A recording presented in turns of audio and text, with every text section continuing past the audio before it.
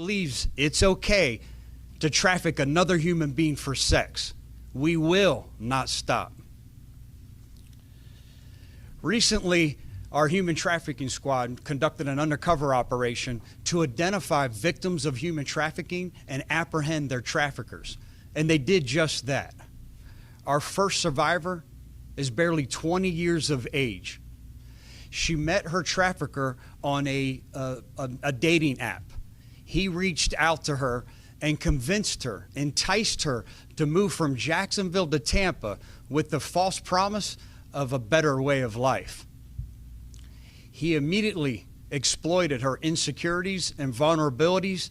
He immediately took total control of every aspect of her life.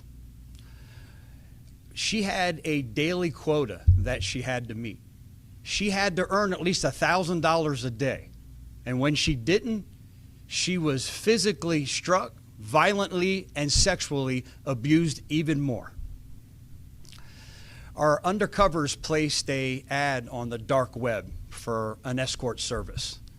Her and her trafficker responded to this web and arrived at one of the motels.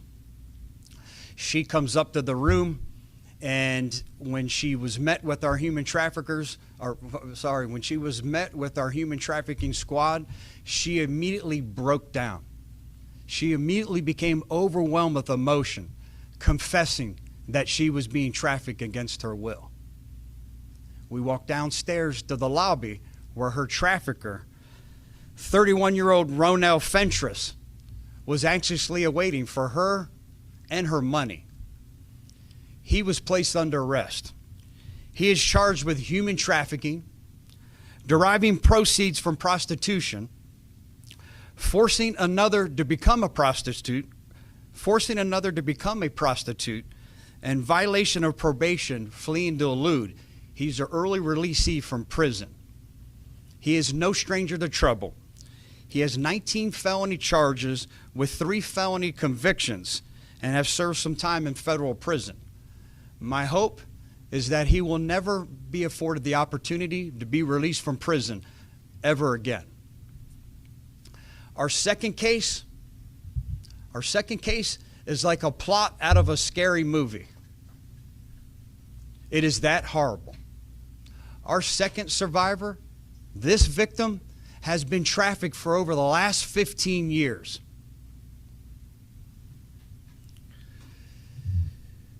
Oftentimes, she has been met with violence. He controlled her, her trafficker controlled her by fear and intimidation. Over the last several years, she has suffered several broken bones and fractures at the hands of her trafficker. Recently, she believed that she may be pregnant. She begged her trafficker to be able to sustain from any type of sex trade because she thought she was pregnant. His response? He violently struck her in the abdomen area, trying to do everything he could to terminate that pregnancy. He battered her to the point where she had to go to Tampa General Hospital for medical care. That's where the medical staff contacted the Hillsborough County Sheriff's Office.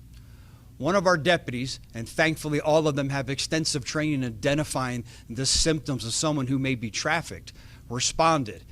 After a short interview, he had that suspicion she may be a victim of human trafficking. This deputy took the initiative to contact the human trafficking squad. They arrived, they met with her, and did confirm that she is a victim of human trafficking and has been for the last 15 years. The nightmare has ended for both of these women. The moment that they met our human trafficking squad, they now will be afforded a new lease on life. Now they will get that respite care, all that healing, recovery, counseling, gainful employment, whatever they need through a tremendous organization in Selah Freedom. Our trafficker in this case is 42-year-old Vanzini Hansel. He is being charged with human trafficking, deriving proceeds from prostitution, forcing another to become a prostitute, and felony battery. He has been arrested in Pasco County. to no one's surprise, he is no stranger either to any type of trouble. 37 prior felony charges, 10 felony convictions. It is my hope that this individual spends the rest of his life behind bars and is never, ever afforded the opportunity to terrorize another human being. I have to thank, because I'm standing here in awe of the strength and courage of these two women for coming forward, for saying that enough is enough. There is a better and different way of life. To anyone out there who continues to traffic another human being for sex, let this be once again just another warning that our efforts are relentless. We will not stop. We have a human trafficking squad and an office filled with extremely talented individuals. The odds are against you. We will find you. Do not traffic another human being in this Tampa Bay area, because if and when you do, you will be caught, and you will, with the help of our state attorney, spend the rest of your life behind bars, exactly where you belong. To anyone out there who believes they may be a victim of human trafficking, or anyone who knows or feels that another human being is being trafficked against their will, please know that help is only a simple phone call away. If it's something exigent, call 911. Or you can contact the Florida Human Trafficking Hotline at 1-855-352-7233. That's 1-855-FLA-SAFE. Again, help is as simple as a telephone call away. At this time, I would introduce Misty LaPerriere with Selah Freedom to come forward and share just a little bit more. Oftentimes, we talk about the help and resources that are available, but I think it's important for everyone to hear from Misty and exactly how her organization can help somebody when they finally can muster up enough strength and determination to have that courage and ask for help. Misty, I'll turn it over to you. Thank you. Good morning. Thank you, Sheriff Chronister, for having us here today, and also for your entire human trafficking unit and the work that they do. We are grateful to have the opportunity to work alongside of them and be there immediately to offer support for victims that have come out of a human trafficking situation. I'm grateful for our entire team at Selah Freedom and the advocates that work with us as well to provide immediate resources to survivors. So in the cases that we talked about, some of the immediate needs that we had were finding immediate safe shelter for them, getting them plugged in with therapy resources. A lot of times they have experienced trauma for an extremely long time. So to help them recover from that, to honor the fact that they were brave enough to come forward and share with us their experience. I mean, they are the true heroes in this, to stand up and be able to say, hey, this happened to me and I want help, and to accept the help that's there. It can look different for each survivor as to exactly what their needs are. I know we had a case earlier this year. It was help with some of their immigration stuff. We were able to meet that and help them. For other survivors, it's housing, it's medical needs, it's dental care, it's therapy. They need help with schooling, job resources. Those are things that we can offer at Selah Freedom. So I am immensely grateful to be able to work with Hillsborough County Sheriff's Office and their entire human trafficking unit. I will share they are top notch at going after traffickers. We have had a lot of success in prosecuting traffickers as well as being able to help victims. So, and additionally, I would just say to anybody out there that suspects human trafficking, or if you yourself have been a victim of human trafficking, to please feel comfortable in coming forward. The Sheriff's Office is there to be able to help you. They do have resources to help you get out of this lifestyle and to have true freedom from a lot of the trauma that you're going through. So thank you for allowing us to be here today and for the partnership that we have with you here at the Sheriff's Office. Thank you, Misty. Once again, we couldn't be this successful without you. Thank you to you and your entire team for the partnership that we share. What questions can I answer for anybody? Sheriff, are there any charges that either of these two folks face Yes, I'm hoping these human trafficking charges will do just that. I've been in contact with our state attorney. As we know, justice is at the forefront of every case she prosecutes, and she assured me she'll do everything she can. Along that amplifies this is their criminal history. One's are early parole releasee. One has an extensive violent criminal history. I think just their criminal histories alone should keep them in prison. But along with these serious felony charges that they now face, with true, real victims and a state attorney that we have that's relentless, I feel confident that they won't ever have the opportunity to terrorize another human being. You sort of talked about how the first victim came in contact with that suspect, but what about the second victim? You said had been trafficked for 15 years. Great question, and I would love to talk more. Again, this is such a horrible story. It's one from a scary movie. Sadly, we believe there's more victims at the hands of this trafficker, and our human trafficking squad is still worked on that. So this is the one time that I have to say I apologize. I can't say more because I may jeopardize the investigation that they have ongoing right now. Ma'am, if I could, what are some of the reasons women don't make that phone call, reach out for help? Can you explain from your experience in dealing with them and talking with them why that's so hard for them to do? Whew, there's a lot of reasons that that's hard for them to do. I mean, number one, it can be the threats, the violence. I mean, Sheriff Chronister just shared one of the girls, just wanted to take a day off and experienced getting beaten severely to the point that he was trying to terminate a suspected pregnancy. So it could be fear of that, lack of resources. If they don't have a safe place to go, a lot of the women, they may not have safe family that they can return to.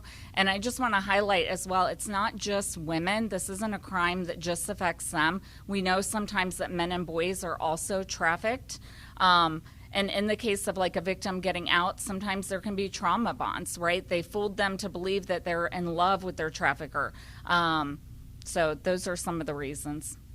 How much of this is going on out there? This is just one investigation. You clearly found somebody just by posting one ad on one dark website. If people really knew how much trafficking is out there, how concerned would they be, and how much is there? Unfortunately, it's very prevalent, which is why I'm extremely happy that the Sheriff's Office has a whole unit dedicated to investigating human trafficking so that we can get more people out and offer more resources. I can share with you, I've been with Selah Freedom about 9 years, and I've been to at least 10 jury trials, some involving multiple victims. And those women have been strong enough to come forward and testify against their traffickers, women and men. Are you able to say what part of Central Town, Sheriff, these two folks were living in? We've determined over the past several operations, it happens all throughout the county. It happens in the city. It's happening all throughout the state of Florida. And I don't think it's just limited to the state of Florida. I think the reason that we have the most reported number of telephone calls to the Florida hotline is because people are taking initiative to give us a call.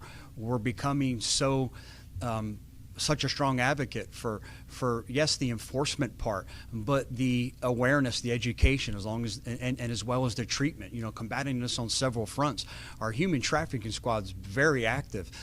This is only one part of what they do. They have the internet predator operations that they do for those that are targeting our young children, the hotel motel operations, the adult entertainment industry, the strip clubs, along with the massage parlors. They're constantly focusing on different aspects. Human trafficking is a very complex problem. We've had some success at the massage parlors. We've had some success on the websites. We've had a lot of success, too much success with the internet predator unit, with those targeting our children. That's why we continue to see that, yes, everyone says Florida's such a hot spot for human trafficking, but I think it's because we're so active. We're so active in our education awareness efforts as well as our enforcement efforts. That's why we're seeing more and more people are feeling more comfortable, knowing that there's a different and a better way of life. They're mustering that strength and courage. They're calling us, and it's happening, and I couldn't be happier. Last question. Sheriff, are there any signs that people can look out for a person that may possibly be being